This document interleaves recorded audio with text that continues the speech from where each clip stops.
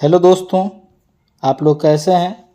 मुझे उम्मीद है कि आप लोग बहुत अच्छे होंगे और एग्ज़ाम की तैयारी ज़ोर शोर से कर रहे होंगे, क्योंकि एग्ज़ाम बहुत नज़दीक है। 18 फरवरी से ही होने वाला है 2025 में। तो एग्ज़ाम की तैयारी के लिए इस क्लास को बनाया जा रहा है, ठीक है। इस वीडियो को बनाया जा रहा है जो आप लोगों के लिए बहुत फ़ायदेमंद होगा। इस क्लास में हम लोग देखने वाले हैं क्वेश्चन नंबर 1 से लेकर 50 तक, ठीक है।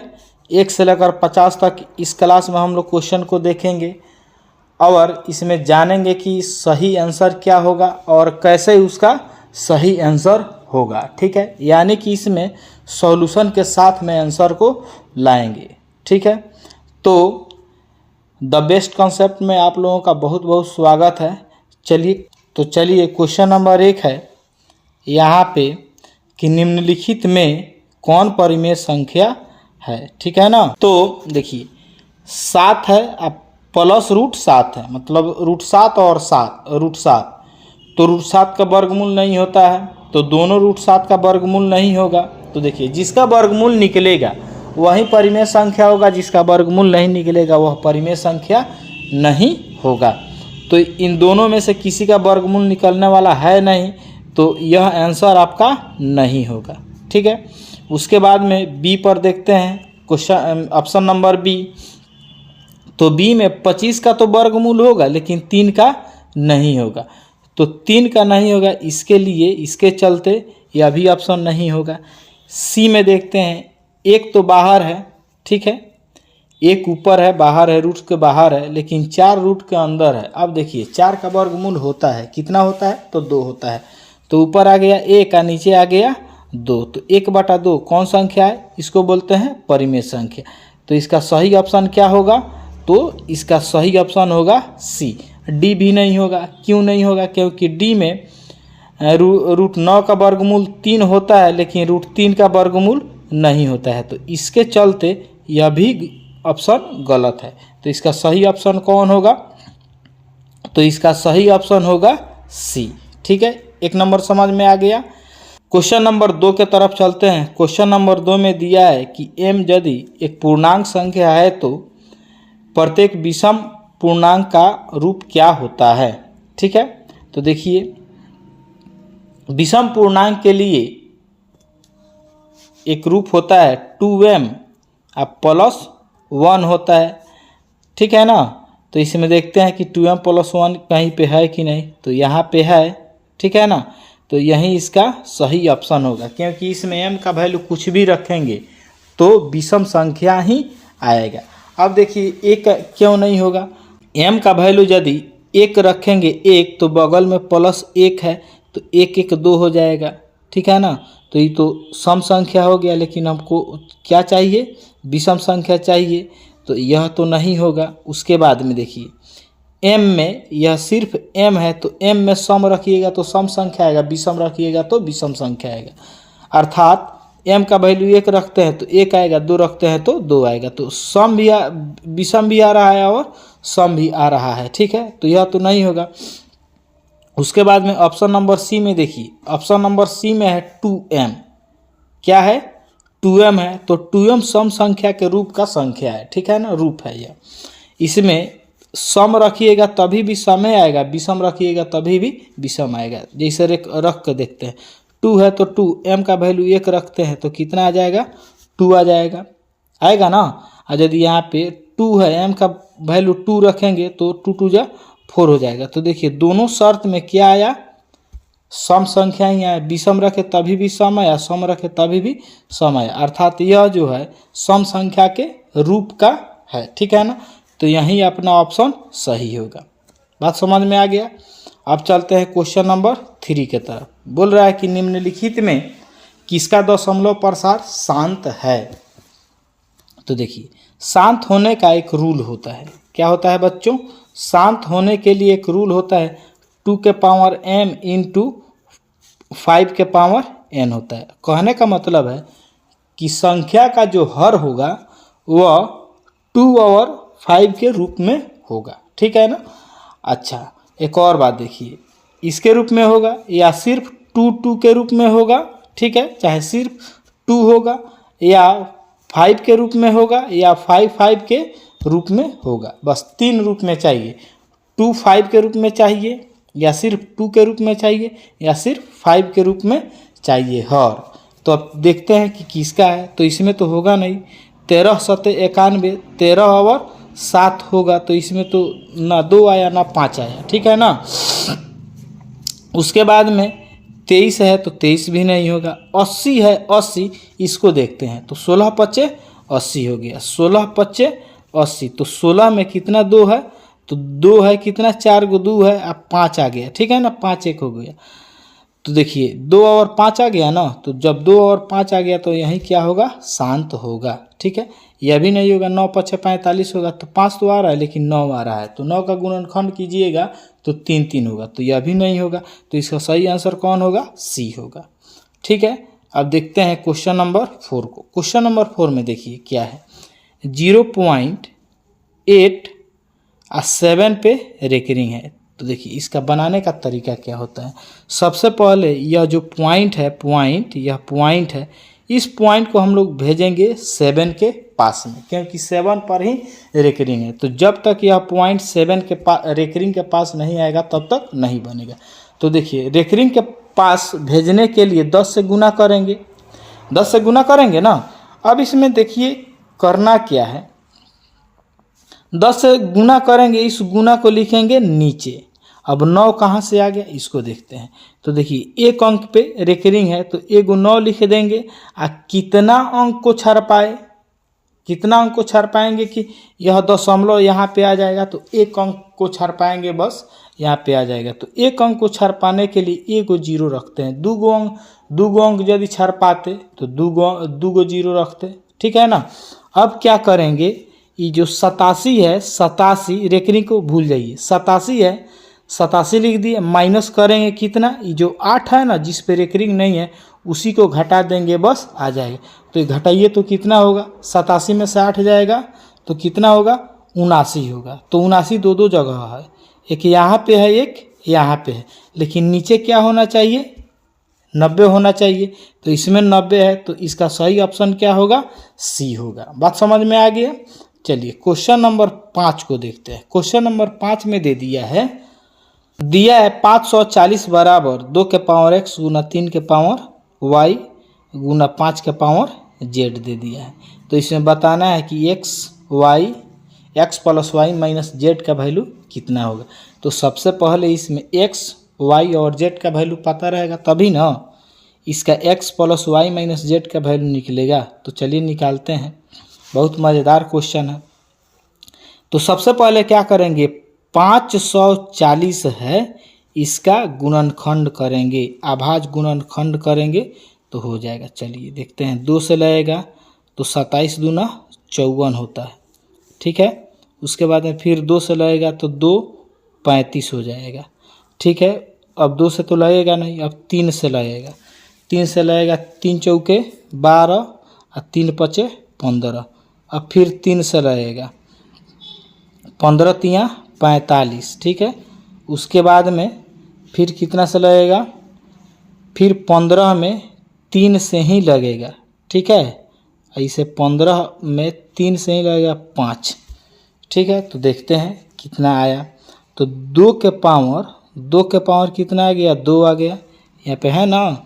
उसके बाद में 3 कितना आया है, तो 3 आ गया है, 3 गो, 2 गो यहाँ पे है, 1 यहाँ पे है, तो गुना 3 के पावर कितना आ गया, 3। उसके बाद में एक 5 यहाँ पे आया है तो 5 के पावर 1 आ गया, ठीक है। अब देखिए मिलाते हैं 2 के पावर 2 है, यहाँ पे 2 के पावर x है, यहाँ पे 2 के पावर 2 है। तो देखिए 2 के साथ यहाँ पे x है तो x का वैल्यू कितना हो जाएगा, 2 हो जाएगा। याद रखिए x का वैल्यू कितना हो जाएगा, x का वैल्यू हो जाएगा 2। 3 के साथ 3 है तो y का वैल्यू 3, और 5 के साथ z है तो 5 के साथ यहाँ पे 1 है तो z का वैल्यू 1 हो जाएगा। x का वैल्यू कितना हो जाएगा, 2, y का वैल्यू हो जाएगा 3, और इसका वैल्यू हो जाएगा, z का वैल्यू हो जाएगा 4। अब चलिए काम करते हैं। दिया है x plus y minus z, तो x का वैल्यू कितना आया था, 2, प्लस y का वैल्यू कितना आया था, 3, माइनस z का वैल्यू कितना आया था, 1। तो देखिए तो 5 माइनस 1 कितना हो जाएगा, 4 हो जाएगा। तो 4 इसमें कहाँ, ए है, ऑप्शन ए सही होगा। ठीक है, बात समझ में आ गया। अब चलते हैं क्वेश्चन नंबर 6 के तरफ। क्वेश्चन नंबर 6 में दिया है यहाँ पे, निम्नलिखित में कौन अपरिमेय संख्या है। देखिए फिर अपरिमेय संख्या आ गया, ठीक है ना। अपरिमेय पर गारंटी है कि पूछेगा ही पूछेगा। ठीक है, तो इसमें बताना है कि कौन संख्या अपरिमेय है। तो देखते हैं, तो रेकरिंग वाला संख्या हमेशा परिमेय होता है, तो यह तो नहीं होगा, हटाइए।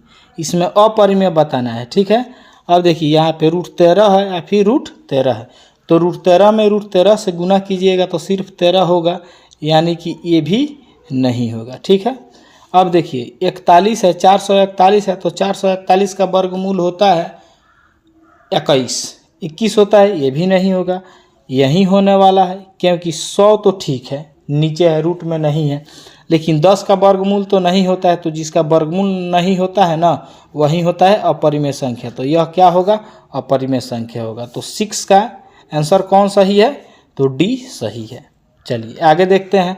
अब क्वेश्चन नंबर 7 को देखते हैं। क्वेश्चन नंबर 7 बहुत मज़ेदार क्वेश्चन है। देखिए कैसे मज़ेदार है, तो बोल रहा है कि m और n दो अभाज्य संख्याएं हैं, तो उनका HCF क्या होगा, महत्तम समापवर्तक क्या होगा। ठीक है ना, तो हमेशा याद रखिएगा कि जब अभाज्य संख्या का जिक्र कर दिया है ना, तो अभाज्य संख्या का HCF हमेशा 1 होता है। ठीक है ना, यहाँ पे कुछ भी रहे, राम रहीम कुछ भी रहे, ठीक है ना, MN कुछ भी रहे, उसका HCF कितना होगा, हमेशा 1 ही होगा। तो इसका बी आंसर सही होगा। ठीक है, उसके बाद में क्वेश्चन नंबर 8 की तरफ चलते हैं। क्वेश्चन नंबर 8 में कह रहा है कि दो संख्याओं का गुणनफल इतना दे दिया है, 2366 दे दिया है, और उनका लघुत्तम समापवर्तक यानी कि एलसीएम इतना दे दिया है, 182। तो HCF निकालना है कि HCF क्या होगा। तो देखिए HCF का फॉर्मूला होता है, HCF बराबर होता है गुणनफल अब बटा एलसीएम होता है, गुणनफल बटा एलसीएम होता है। तो देखिए गुणनफल में जब एलसीएम से भागा कर दीजिएगा, यानी 2366 में 182 से भागा कर दीजिएगा, बस आंसर आपका आ जाएगा। इसको कमेंट में आंसर लिख के भेजिएगा कि कितना इसका आंसर होगा। ठीक है, क्वेश्चन नंबर 9 के तरफ चलते हैं। क्वेश्चन नंबर 9 भी बहुत इंपॉर्टेंट क्वेश्चन है। बोल रहा है कि निम्नलिखित में किसका दशमलव प्रसार अशांत है। किसका दशमलव प्रसार अशांत है। अशांत का मतलब है कि भागा देने के बाद में कटने वाला नहीं। ठीक है, अशांत का मतलब होता है कि भागा दीजिए कट गया, तो जब भागा देने पर कट जाता है तो शांत कहते हैं, और नहीं कटता है तो अशांत कहते हैं। ठीक है, तो इसमें देखते हैं कि किसका अशांत होगा, किसका शांत होगा। तो जो 40 है, 40 का शांत होगा। क्यों शांत होगा, क्योंकि 8 5 40 होता है, तो 8 5, तो 8 का यदि गुणनखंड कीजिएगा तो 2 2 2 2, 3 को 2 आएगा, 1 को 5, तो यह तो नहीं होगा। ठीक है, 160, 80 दूना 160, यह भी नहीं होगा, क्योंकि यह 2 5 के रूप में इसका गुणनखंड आएगा। ये भी नहीं होगा, क्योंकि इसका भी 2 5 के रूप में गुणनखंड आएगा, लेकिन इसका 2 5 के रूप में गुणनखंड नहीं आएगा। अतः यह क्या होगा, एक अशांत प्रसार वाला संख्या यह होगा। ठीक है ना, तो इसका आंसर यही सही है। उसके बाद में क्वेश्चन नंबर 10 में देखिए, बहुत अच्छा क्वेश्चन है, भूलियाने वाला क्वेश्चन है। पी का वैल्यू दे दिया ए बी के पावर 3, क्यू का दे दिया है ए के पावर 4 बी, और पी क्यू के बारे में बोल रहा है कि धनात्मक पूर्णांक है तथा ए और बी, यहाँ पे जो ए बी दिया है, ए और बी अभाज्य संख्याएं हैं, तो पी क्यू का यानी इसका और कहाँ है इसका, ये दोनों का लघुत्तम समापवर्त्य क्या होगा, एलसीएम क्या होगा। तो देखिए ए इसमें भी है, ए इसमें भी है, ठीक है ना, दोनों में ए है। तो देखिए किसमें ज़्यादा ए है, तो इस वाला में ज़्यादा ए है, इसमें ज़्यादा ए है। कितना है, तो 4 गो है। तो सबसे तो पहले ए का एलसीएम जो निकलेगा वो ए के पावर 4 होगा। ठीक है, उसके बाद में देखिए यहाँ पे b कितना है, तो यहाँ पे b है 3 गो, यहाँ पे b है 1 गो, तो इसका b का एलसीएम कितना होगा, तो b का पावर 3 होगा। तो a के पावर 4 और b के पावर 3। कहने का मतलब है कि जो ज़्यादा दिखेगा ना, जो ज़्यादा दिखेगा वही एलसीएम होगा। ठीक है, तो a का पावर 4 है, b का पावर 3 है, तो a का पावर 4 और b का पावर 3 यही है, ऑप्शन सी इसका सही होगा। ठीक है, अब चलते हैं क्वेश्चन नंबर 11 के तरफ। इसमें कह रहा है कि सह अभाज्य संख्या कौन होगा। तो सह अभाज्य संख्या का मतलब होता है कि वैसा संख्या जिसका एलसीएम 1 हो। कितना हो, एलसीएम 1 रहे, सॉरी एलसीएम नहीं एचसीएफ, वैसा संख्या जिसका एचसीएफ 1 है, 1, उसी को क्या बोलते हैं, सह अभाज्य संख्या बोलते हैं। तो इसका एचसीएफ होगा 3, इसका एचसीएफ होगा 1, तो इसका यही आंसर सही होगा। चलिए उसके बाद में क्वेश्चन नंबर 12 के तरफ चलते हैं। क्वेश्चन नंबर 12 में दिया है 0 पॉइंट, ऐसे दे दिया है 0.3125, इसको p/q के रूप में लिखना है। तो कैसे कीजिएगा, तो 31 25 को ऊपर लिख देंगे, 31 25 को ऊपर, देखिए ये दशमलव है ना, तो दशमलव के लिए 1 लिख दीजिए, इसके बगल में कितना अंक है, 4 अंक है, तो 4 को यहाँ पे 0 लिख दीजिए। अब इसको कटा दीजिए, जो कटने के बाद में आएगा ना वही आपका आंसर होगा। तो इसमें आप लोग कमेंट बॉक्स में लिखिएगा कि इसका सही आंसर कौन होगा, ए होगा कि बी होगा कि सी होगा कि डी होगा। ठीक है, क्योंकि इजी क्वेश्चन है। उसके बाद में क्वेश्चन नंबर 13 भी बहुत वीवीआई क्वेश्चन है। ठीक है, इस टाइप का क्वेश्चन लगभग हमेशा पूछ देता है कि कौन बहुपद है, निम्नलिखित में से कौन बहुपद है। तो जो देखिए बहुपद का रूल होता है, बहुपद का चर रूट में नहीं होता है, बहुपद बराबर के चिन्ह से नहीं जुड़ा रहता है, बहुपद का चर बाटा में नहीं होता है, यानी कि नीचे नहीं होता। ऊपर मान लीजिए कोई संख्या है और नीचे चर आ गया, ये भी शर्त पूरा नहीं होता है। ठीक है, तो इसमें देखते हैं और सारा शर्त होता है कि चर का घात माइनस में नहीं होना चाहिए, चर का घात बाटा में नहीं होना चाहिए। ठीक है ना, यह सब होता है इसका रूल। तो इसमें देखते हैं, तो यहाँ पे तो चर रूट में है, यह नहीं होगा। उसके बाद में यह बाटा में है, ये भी नहीं होगा। तो देखिए यह यहाँ पे चर है बाहर, यहाँ पर बाहर है, यही होगा। ठीक है, यहाँ भी रूट के अंदर है, नहीं होगा।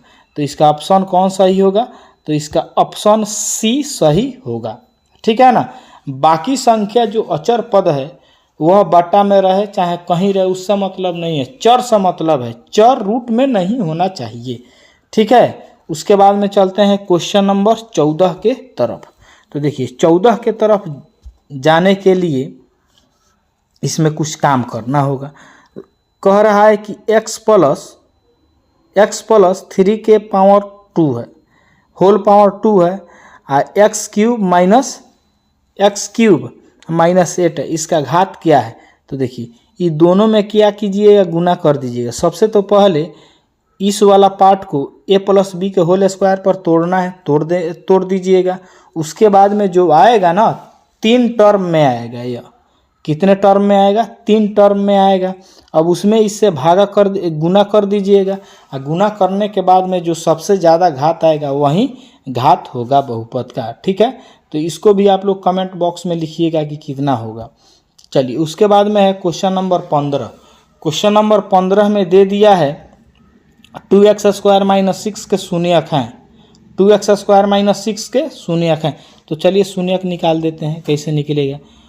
तो 2x² - 6 बराबर 0 कर देंगे। देखिए शून्यक निकालने के लिए ये बहुपद है ना, बहुपद को समीकरण बनाना पड़ता है, तो बहुपद को समीकरण बना दिए। ठीक है, चलिए उसके बाद में क्या करना है, 2x है, 2x² है, एक काम करते हैं डायरेक्ट x का वैल्यू निकाल देते हैं।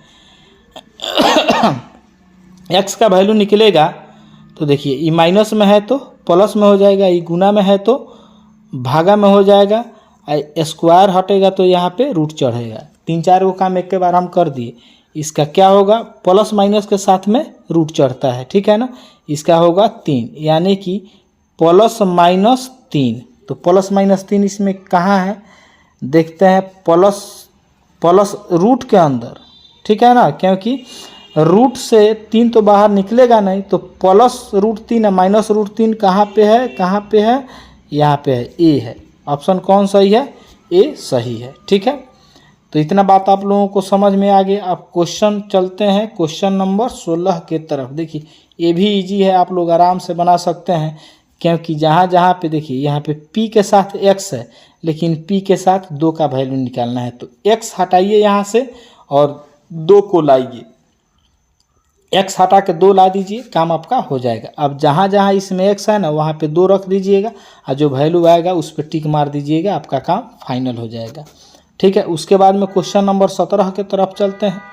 क्वेश्चन नंबर 17 में कह रहा है कि यदि बहुपद 3y² प्लस 7y - k के शून्य के एक दूसरे के व्युत्क्रम है। देखिए व्युत्क्रम है तो k का मान क्या होगा, इसको आप लोग बना सकते हैं। यदि बना सकते हैं तो बना के कमेंट बॉक्स में लिखिएगा, नहीं तो बोलिएगा कि नहीं बन रहा है, तो अगले वीडियो में इसको बनाया जाएगा, ठीक है। तो इस क्लास में हम लोग देखे 1 से लेकर 18 तक क्वेश्चन, लेकिन इसमें हम लोग देखने वाले थे कितना, 50 क्वेश्चन को देखने वाले थे, ठीक है। नहीं देखे, लेकिन इसके अगले वाले पार्ट में, ऑब्जेक्टिव पार्ट में 19-20 क्वेश्चन को देखेंगे, उसमें 19 से लेकर 50 तक क्वेश्चन को डील करेंगे। तो मुझे उम्मीद है कि यह क्लास आप लोगों को अच्छा लगा होगा तो चैनल को सब्सक्राइब करके बेल आइकॉन का बटन दबा दीजिएगा और लाइक करना मत भूलिएगा। Thanks for watching this video.